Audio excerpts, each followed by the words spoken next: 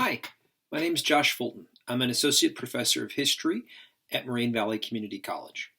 And for Moraine Reads, I've been asked to pick a book that I really, really enjoy.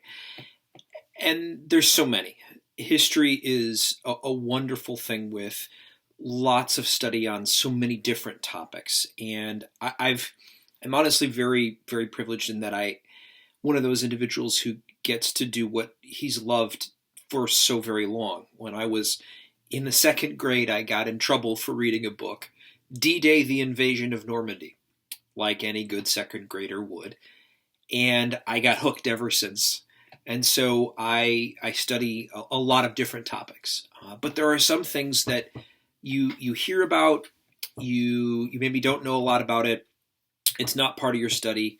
And you pick up a book and start reading a bit about it, and it boggles your mind. It just fascinates you, and you're kind of hooked. And for me, this particular book was one of those. This is a book by an historian named Julie Greene. She's a wonderful scholar, and her work is called The Canal Builders. And what's interesting, I think, about the Canal Builders is a couple of things. One is that the Canal Builders really takes us into the story of how the Panama Canal got built. It's one of those things that you hear about when you're younger of, oh, there's this marvelous thing that got produced.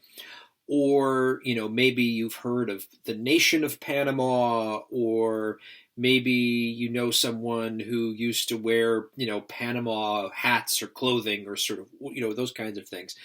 Or, you've heard of Teddy Roosevelt or something like that, but maybe you haven't put all of those sort of things together. And the book came out a few years ago, and what Professor Greene really does a very good job here is in telling a very human story. There's positives here in terms of what is achieved, but there are also real negatives in terms of what folks endure in order to create something so vast, so large, as so overwhelming as the Panama Canal. You have a lot of workers coming in from all over the Americas who are going to take part in this. There's issues of race, there's issues of class, there's issues of imperial might, right? This kind of thing.